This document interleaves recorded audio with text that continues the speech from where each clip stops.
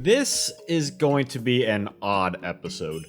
Almost, if not all, my Yu-Gi-Oh! History entries have either been on releases like packs, decks, or tins, or specific formats in time.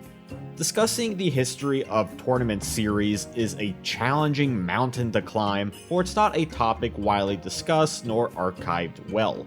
But who would I be if not someone willing or perhaps masochist enough to uncover more competitive chambers in the Yu-Gi-Oh! History tombs? So let's try to excavate as much information as I can muster and put these Millennium Puzzle pieces together to form a narrative, a timeline of historic Yu-Gi-Oh! TCG tournaments.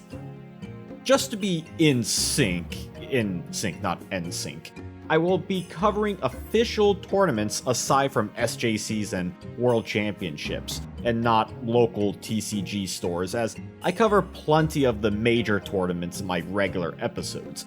It's easy to go to sites like Pojo and see all the gumbo decks from a revolving door of 2002 local scenes. With that said, we start at the first notable tournament series, the Duelist King tournament. An advertisement showed that this started on July 1st, 2002. This would have been in conjunction with the July 2002 list, which added Metal Raiders cards.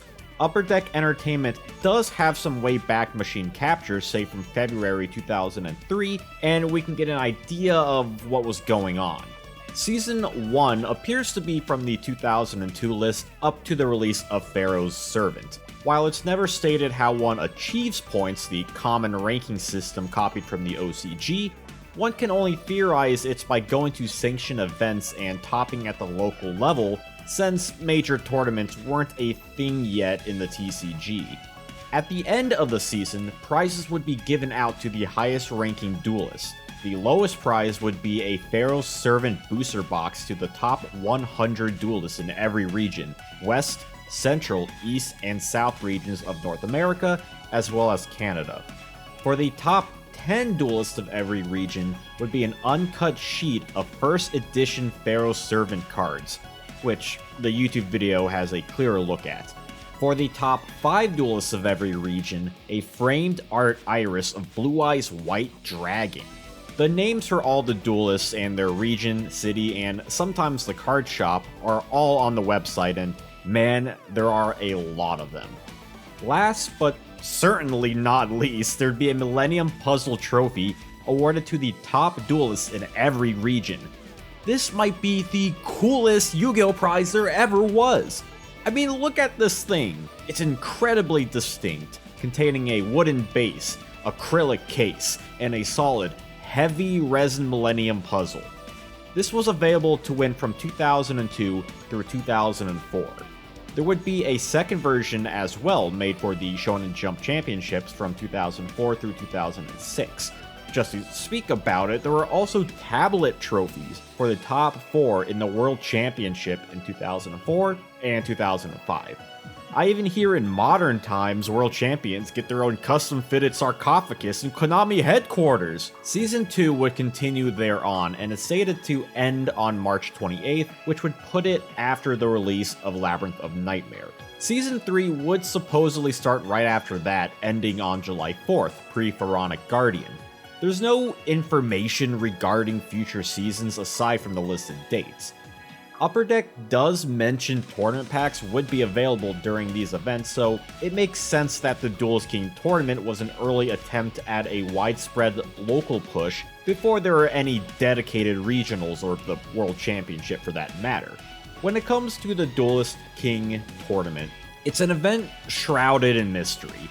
From what I could gather, it was an early showcase of incentive for duelists to go out to their locals to show their superiority of their region and entire country. It is possible that the Duelist King tournament evolved into the Duelist League, seeing as we know nothing past Season 1 in the TCG, and that's about when the league kicked off. The Duelist League is one of the most remembered tournament series of old. This dueling system started in late 2002 post Pharaoh's Servant, which matches up with my theory of Duelist King's name change. Maybe because the Duelist Kingdom arc name was too similar. DL would take place in places like Toys R Us and Books A Million, and it did not include monthly prizes. Rather, it would include a series of participation cards given to duelists who would fill out and complete their Millennium Manual.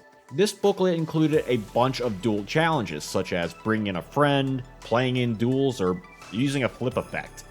Upon completing these tasks, you would gain stamps, and you would then submit the manual to get prizes like a Yu-Gi-Oh pin or special printed Duelist League promo cards, the first of which being Thousand Eyes Restrict and Buster Blader. The series would continue for a while until April 2006, with 10 series of promo cards ranging from reprints like Necro Valley to first prints like Machine King, Restructure Revolution, Acid Rain, Last Day of Witch, and Breath of Light. Even a card like Dark Necrofear would get its first worldwide printing in Series 2. While DL would end as it was in 2006, it would return in August 2009 for the 2010 participation cards. This new run would include colorful rares, where the card name would use a colored foil as opposed to the usual silver or gold. This would include black, white, blue, green, purple, copper, red, and a pale gray blue. The DL revival would eventually end in 2014 with Duelist League 18. Yet going back to early Yu-Gi-Oh, this was not the only tournament series going on, as there was actually quite a bit brewing. The other most notable series was Hobby League, an official tournament series where duelists compete for prizes each month to support local competitive play. These prizes tended to be exclusive, parallel, ultra rare cards, which are otherwise non-existent in sets or decks. Hobby League Parallel Ultra Rares mainly consisted of a layer of prismatic film across the whole card, which gives it a unique look amongst other rarities. The cards were fully playable and included much needed reprints obtainable at local level events like Mystical Space Typhoon, Graceful Charity, and Royal Decree.